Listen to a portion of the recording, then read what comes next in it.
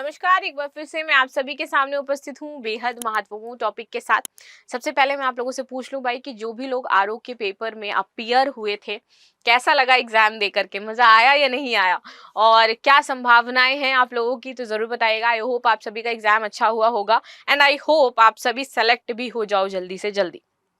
चलिए, सो अब आ जाते हैं हमारी क्लास में आज हम बात करने वाले हैं कि 2050 तक भारत जो है वो इस्लामिक देश जो है वो बन जाएगा, या फिर ये कह सकते हो कि उसको इस्लामिक देश बनाने की एक तरीके से षड्यंत्र रचा जा रहा था। अब इसमें कितनी सच्चाई है, कितना झूठ है, ये डिस्कस करने के लिए हम लोग यहाँ पर उपस्थित हुए हैं कि क्या वाकई ऐसा कुछ हो रहा था या फिर ये जस्ट एक प्रोपेगेंडा पूरे भारत में फैलाया जा रहा है सिर्फ चुनावी चीजों को टिक करने के लिए, राइट? तो आ जाते हैं यहाँ पर। तो 2050 तक भारत में इस्लाम का विस्तार, इसके लिए प्रोपेगेंडा शुरू होता है हमारा उत्तर प्रदेश। हमने छांगुर बाबा का जो भांडाफोड़ है वो किया, एसटीएफ वगैरह सारी जांच पड़ताल कर रही है। उसके तहत जितने आरोपी पकड़े गए तो उससे ये पता चला कि एक तरीके का पूरा रैकेट डेवलप किया जा रहा था, just like a sleeper cells जो आतंकवादी करते हैं, वैसे ही पूरे भारत में इसको फैलाने की बात की जा रही थी और इसका इस्लामीकरण कराने की बात की जा रही थी कि 2050 तक हमने लक्ष्य रखा है कि भारत का इस्लामीकरण करवाया जाए। ठीक है, ये तो रहा एक स्रोत जहां से हमें पता चला कि ऐसा कुछ हो रहा था और उसकी शुरुआत हुई थी यूपी से। यूपी इसका गढ़ था। ठीक, अब आगे आ जाते हैं कि कैसे कैसे इसको विस्तारित करने का प्लान था। इस समय अब सच्चाई कितनी है और कितना मिर्च मसाला लगा करके दुनिया को परोसा जा रहा है, राइट? तो चलिए शुरू कर लेते हैं आज की क्लास। मेरा नाम है प्राची मिश्रा और संस्कृति आईएएस के इस प्लेटफॉर्म पर आप सभी का बहुत बहुत स्वागत है। चलिए, ऑनलाइन गेम में brain wash, dark web, crypto से फंडिंग, आगरा धर्मांतरण, सिंडिकेट का पाक कनेक्शन, 2050 तक हिंदुस्तान के इस्लामीकरण की साजिश। डार्क वेब आप सभी जानते होंगे, राइट? जो आपको नॉर्मल ऐसे वेब में नहीं मिलेगा, नॉर्मल ऐसे ऑनलाइन नहीं मिलेगा, डार्क वेब पे आपको सब कुछ मिल सकता है। तो डार्क वेब के थ्रू क्या किया जा रहा है? लोग कनेक्शंस बिल्ड कर रहे हैं आपस में, वहां से लोगों का ब्रेन वॉश किया जा रहा है। आप गेम खेलते होगे, गेम में आपके अदर कंट्री से लोग पार्टिसिपेट करते हैं। कुछ कंट्री देश में ऐसी हैं जहां पर आप विजिट करने चली जाइए। आप नोमेड शुभम को जरूर जानते होंगे। कुछ दिन पहले उन्होंने एक वीडियो अपलोड किया था जिसमें उन्होंने बताया था कि किस तरीके से वो एक मुस्लिम कंट्री विजिट करने गए थे और वहां के जो देशवासी हैं उनको बार बार कन्वर्जन के लिए कह रहे थे कि आप कन्वर्ट क्यों नहीं हो जाते हो, आप मुस्लिम क्यों नहीं बन जाते हो, आपको इसमें हम सारी चीजें बताएंगे, क्या होता है, कैसे सिखाएंगे। ये एक तरीके से फोर्स किया जाता है। वो जितने रास्ते बैठे उतनी रास्ते में उनको ये सारी चीजें कही गई बार बार। तो इससे ये तो हमें समझ में आता है कि हाँ, कन्वर्जन का माइंडसेट जरूर रहता है, लेकिन अब यहाँ स्थिति भारत में उसकी क्या हो जाती है उस पर हमें चिंता व्यक्त करनी है, राइट? चलिए आगे बातचीत करते हैं।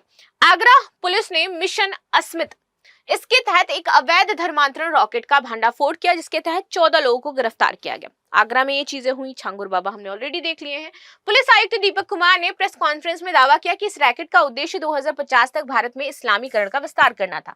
अब चूंकि पुलिस आयुक्त हैं, दीपक कुमार हैं, इन्होंने अगर ये स्टेटमेंट जारी किया है तो ऐसा तो है नहीं कि स्टेटमेंट हवा में जारी किया गया होगा, कुछ ना कुछ इसमें सच्चाई अवश्य होगी।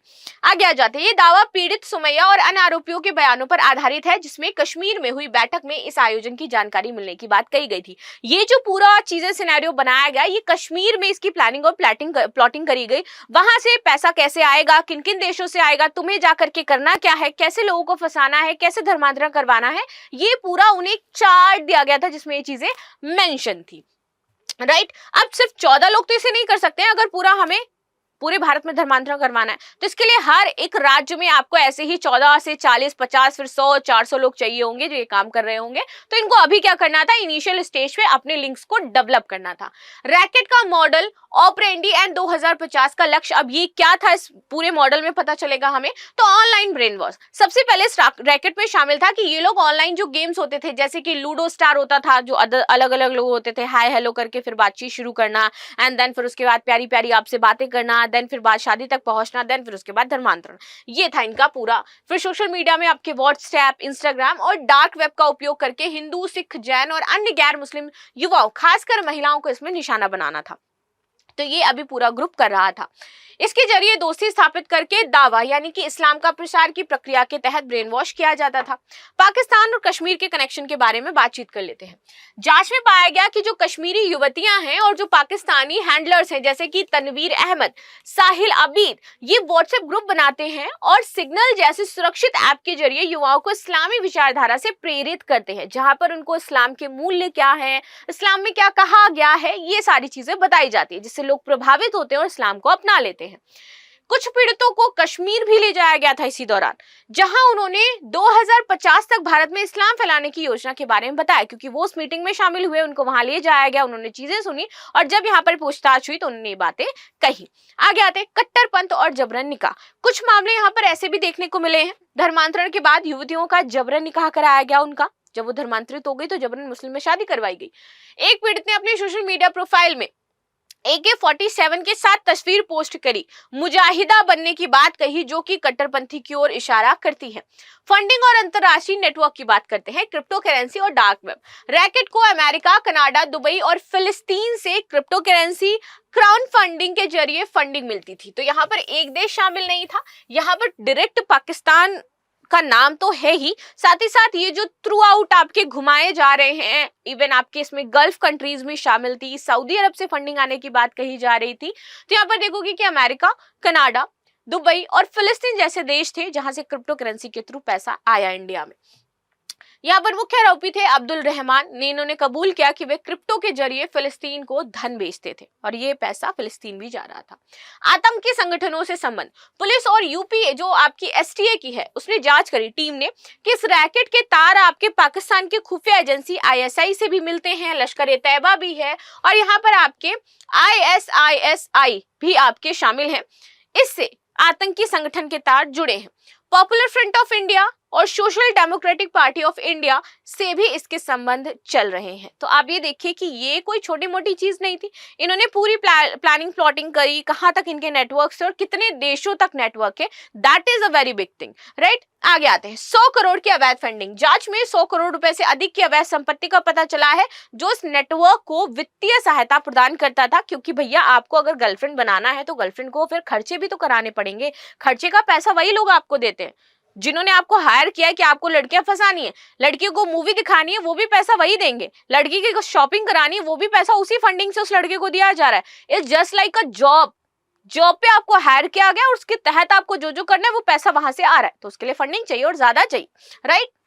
मुख्य आरोपी और उनकी भूमिका। अब्दुल रहमान ये रैकेट के मास्टरमाइंड थे जो डार्क वेब और प्रोग्रामिंग में माहिर थे। उसने 100 से अधिक लोगों का धर्मांतरण कराया था इसी के थ्रू, जिसमें हरियाणा की ममता और शिफा जैसी पीड़िताएं शामिल थी। वे कलीम सिद्दीकी पहले गिरफ्तार एक अन्य धर्मांतरण आरोपी के सहयोगी भी थे।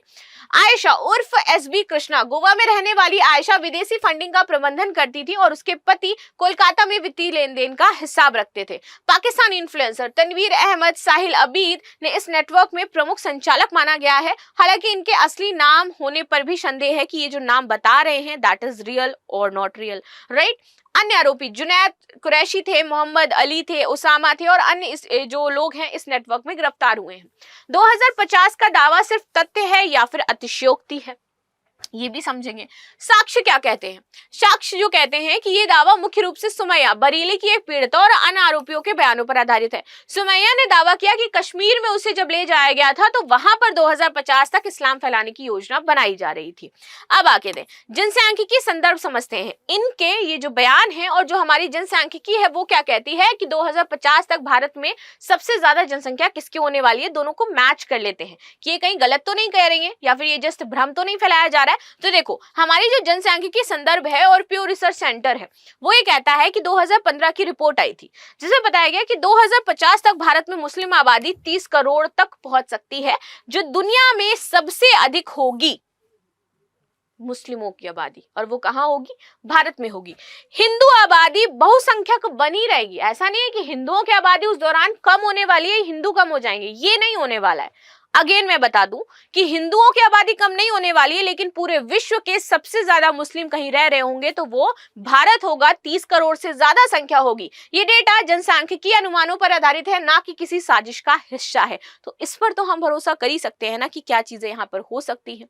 इसका मतलब ये नहीं है कि 2050 तक इंडिया जो है वो इस्लामिक देश बन जाएगा, लेकिन हाँ ये जरूर है कि 2050 तक भारत में जनसंख्या इनकी बहुत ज्यादा होने वाली है, जो विश्व में सबसे ज्यादा जनसंख्या इन इंडिया ही होगी। राइट, आगे आते हैं। सावधानी या निष्कर्ष, सत्यापन का अभाव। 2050 तक इस्लामीकरण का दावा गंभीर है, लेकिन अभी भी ये सिर्फ आरोपियों के बयान तक सीमित है। कोई प्रारंभिक जांच पर आधारित नहीं है। बिना ठोस सबूतों के इसे पूर्णतः सत्य भी हम नहीं मान सकते हैं। आधिकारिक जांच एजेंसियां, अब देखिए केंद्रीय एजेंसियां जैसे कि एनआईए, यूपीएससी इस मामले की गहन जांच करें, और जब तक ये अंतिम स्टेटमेंट नहीं आता है 2050 या ऐसा कुछ, तब तक हम ये नहीं कह सकते कि ये पूरी तरीके से सही हो जाता है। तो हमें रिपोर्ट का इंतजार करना पड़ेगा। लेकिन जो हमारा जनसांख्यिकी डाटा कहता है उसे हम नजरअंदाज नहीं कर सकते, क्योंकि वो ये कह रहा है कि भैया 2050 तक 30 करोड़ मुस्लिम होंगे, जो कि दुनिया की सबसे बड़ी आबादी मुस्लिमों की इन इंडिया रह रही होगी। अतिरिक्त जानकारी, पिछले मामले आगरा के अलावा बलरामपुर, प्रयागराज, अलीगढ़ जैसे क्षेत्रों में धर्मांतरण के मामले सामने आए हैं, जो कि पीएफआई और अन्य संगठनों से जुड़े बताए जा रहे थे। तो ये थी हमारी न्यूज, ये था हमारा डिस्कशन, ये था हमारा फेयर डिस्कशन, जो हमने देखा कि क्या चीजें चल रही हैं। बहुत हाइप कई जगह और मचाई जा रही है, कई जगह और भी सारी चीजें बताई जा रही है, लेकिन हमने कुछ रियल डेटा देखे, क्या थी, उसके क्या उद्देश्य थे, क्या बातें कही गई थी, वो सारी चीजें हमने डिस्कस करी। तो इसके आधार पर आपको क्या लगता है वो मुझे जरूर कमेंट बॉक्स में बताइएगा। मिलते हैं नेक्स्ट क्लास में, तब तक के लिए धन्यवाद। लाइक शेयर सब्सक्राइब करना बिल्कुल भी ना भूलें, and thank you so much.